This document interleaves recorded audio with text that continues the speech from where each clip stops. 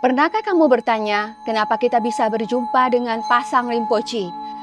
2 kata, jalinan jodoh.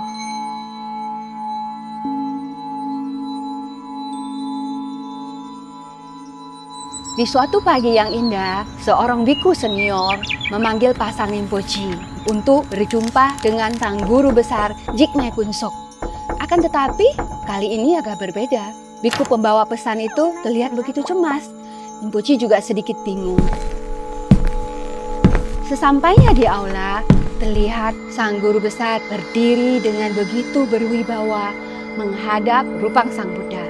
Dengan wajah begitu serius, sang guru besar berkata, "Kamu harus meninggalkan vihara serta larung."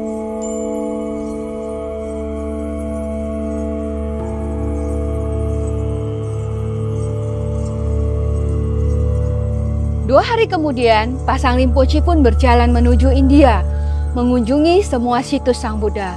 Sepanjang hidup Rinpoche, ini merupakan pertama kalinya beliau menginjakkan kaki di luar dari Sertalarung. Berbekal sedikit uang untuk membeli sedikit makanan, hanya untuk bertahan hidup. Sepanjang perjalanan menuju India, Pasang Rinpoche sering menjadi pengemis makanan. Kadang menunggu di depan warung untuk mendapat makanan sisa-sisa dari orang lain, mengganjal perut yang lapar. Tiba-tiba Pasang Rinpoche mendapatkan kabar bahwa sang guru besar Jigme Punsok sudah meninggalkan dunia. Pasang Rinpoche begitu terpukul, begitu sedih, begitu hampa, dan begitu kosong.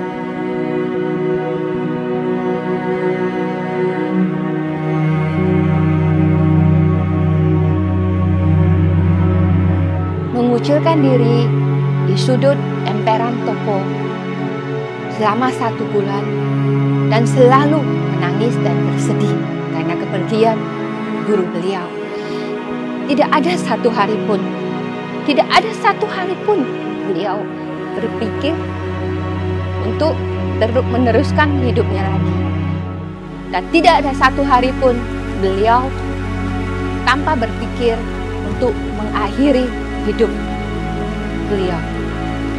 Mungkin karena ikrar yang sempat beliau buat dengan sang guru besar yang membuat Pasang Rinpoche bertahan hidup sampai hari ini. Di saat-saat yang gelap itu, entah bagaimana keajaiban terjadi. Seorang lelaki India berusia sekitar 40 tahun setiap siangnya meletakkan sebungkus nasi di depan Pasang Rinpoche.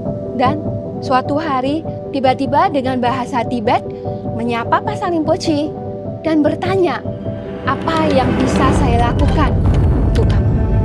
Rinpoche kaget sekali, ternyata orang tersebut bisa berbahasa Tibet.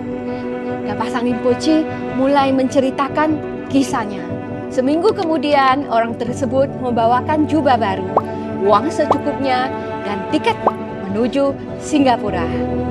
Angin pun mulai bertiup kembali dan perjalanan Pasang Rinpoche berlanjut. Dari Singapura, Pasang Rinpoche naik bus menuju Malaysia berbekal 1 kartu nama.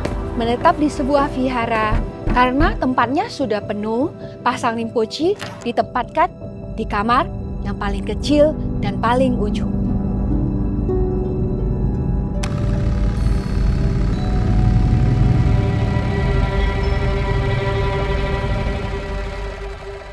Suatu hari, pemilik vihara mendatangi Pasang Rinpoche dengan wajah sedih dan penuh derita. Lalu, mereka tiba di rumah sakit. Di sana, terbaring seorang pria tua, berusia sekitar 80-an tahun, yang ternyata adalah ayah dari pemilik vihara tersebut. Pemilik vihara berkata kepada Pasang Rinpoche, "Semuanya telah saya coba, dari dokter, biku, tetapi tidak ada satupun yang bisa membantu saya. Ayah saya sudah begitu menderita. Cobalah kamu, biku kecil, dari tempat yang begitu jauh. Bisakah kamu membantu saya?" Rinpoche pun menggunakan mata batinnya untuk menerawang ayahnya. Dan memang waktunya sudah tiba bagi orang tua tersebut untuk menuju ke alam yang lebih baik. Selama 30 menit, Pasang Rinpoche membacakan mantra Pohwa. Setelah selesai, mereka pun pulang menuju vihara.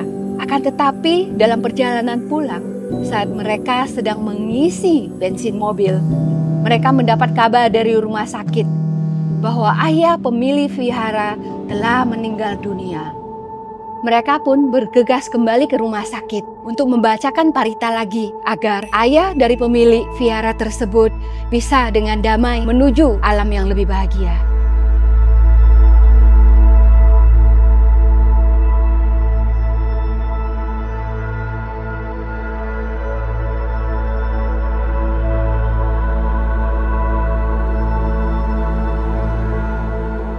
Kalau ditanya, mengapa kita yang selalu harus berada di samping Pasang Rinpoche, yang selalu harus hadir di acara Pasang Rinpoche, selalu ada di setiap waktu ketika beliau membutuhkan kita? Karena kita tahu welas kasih dan bodhicitta beliau. Karena kita tahu bagaimana beliau menahan dan menanggung penderitaan untuk semua makhluk. Dan beliau adalah guru kita, pembimbing jalan spiritual dan agama Buddha kita. Beliau adalah Pasang Rinpoche.